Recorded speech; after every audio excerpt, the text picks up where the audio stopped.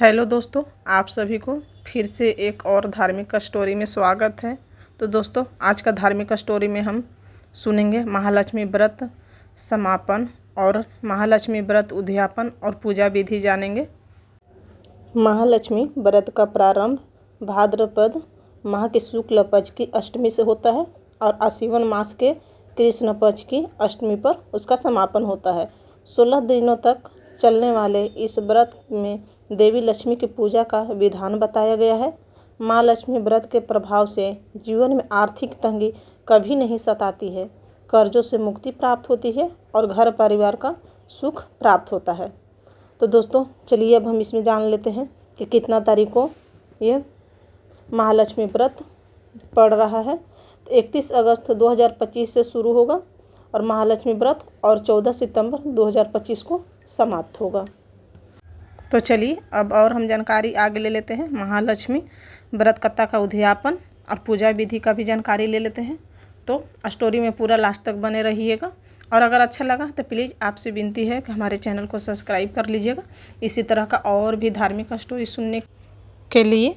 महालक्ष्मी व्रत के दिन प्रातः काल उठकर स्नान आदि से निवृत्त होकर माता लक्ष्मी का स्मरण करना चाहिए।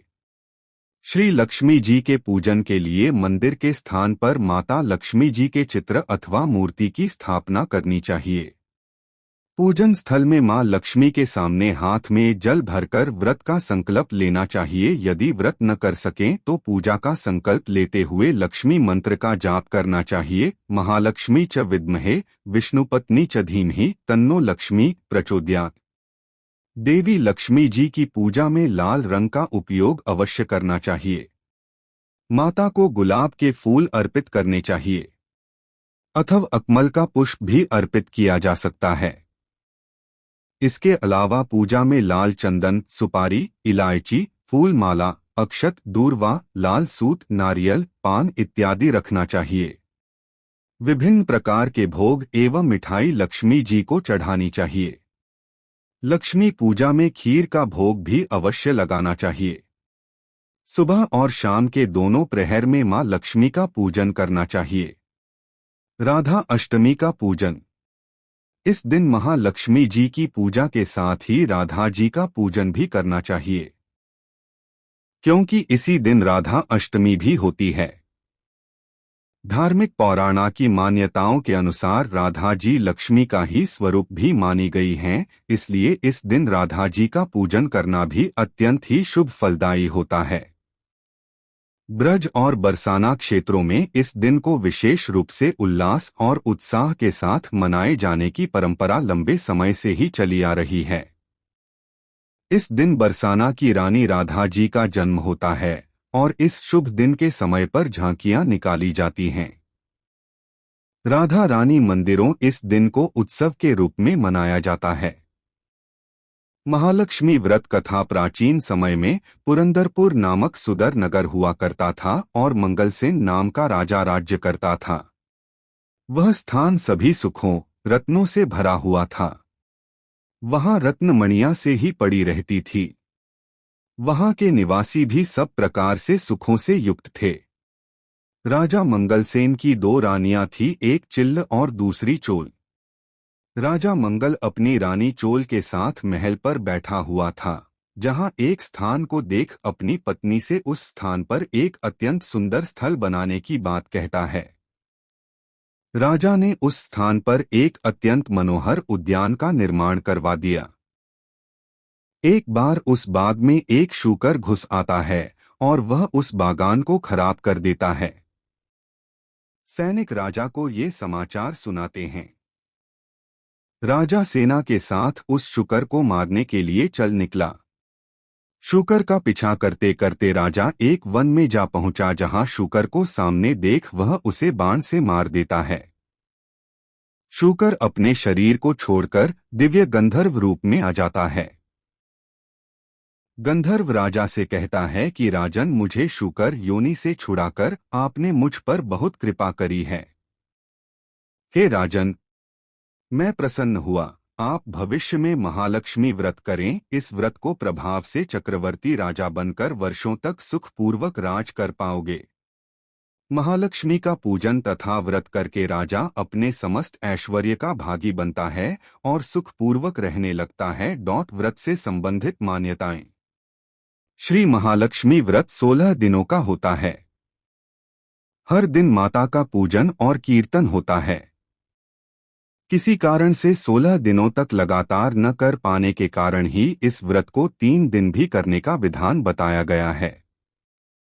इसके साथ एक दिन के व्रत का भी विधान है। 3 दिनों में कुछ तिथियों को ध्यान में रखा है।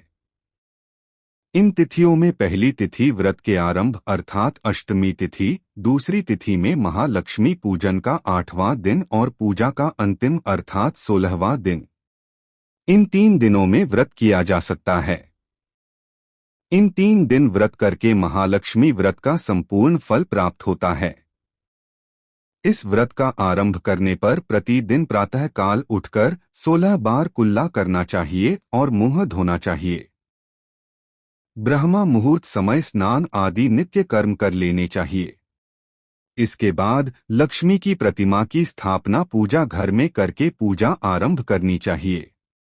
पूजा में 16 सूत के धागे में 16 गांठ लगानी चाहिए। पूजा के पश्चात इस मंत्र से पूजा किए गए धागे को दाहिने हाथ में बांध लेना चाहिए। उसके पश्चात माता लक्ष्मी का विधि विधान से पूजन करना चाहिए। पूजा स्थल में जल से भरा कलश रखें। गुलाब के फूल, माला, अक्षत, पान, सुपारी, लाल सूत, नारियल और भोग रखना चाहिए। हाथ में धागा बांधने के बाद 16 हरी दूर्वा और 16 अक्षत लेकर महालक्ष्मी व्रत की कथा सुननी चाहिए। इस प्रकार आश्विन कृष्ण अष्टमी को माता लक्ष्मी की प्रतिमा का षडोपचार पूजन करके विसर्जन करना चाहिए। महालक्ष्मी व्रत उद्यापन महालक्ष्मी व्रत के अंतिम दिन में व्रत का संकल्प पूरा किया जाता है।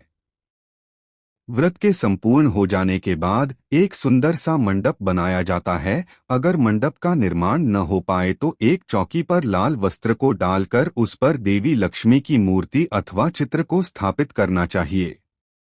प्रतिमा को पंचामृत से स्नान करवाना चाहिए। देवी लक्ष्मी के लिए 16 प्रकार के पकवान भी बनाने चाहिए। षडोपचार विधि से देवी का पूजन करना चाहिए। पूजन के बाद ब्राह्मणों को भोजन करवाना चाहिए। अगर हो सके तो 16 ब्राह्मणों को भोजन करना उत्तम होता है।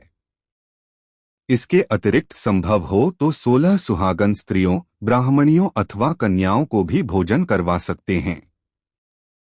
ब्राह्मण भोजन के बाद दान दक्षिणा भेंट करनी चाहिए। इस व्रत के बारे में महाभारत में भी वर्णन प्राप्त होता है, जिसके अनुसार इस व्रत की महत्ता को भगवान स्वयं प्रकट करते हैं।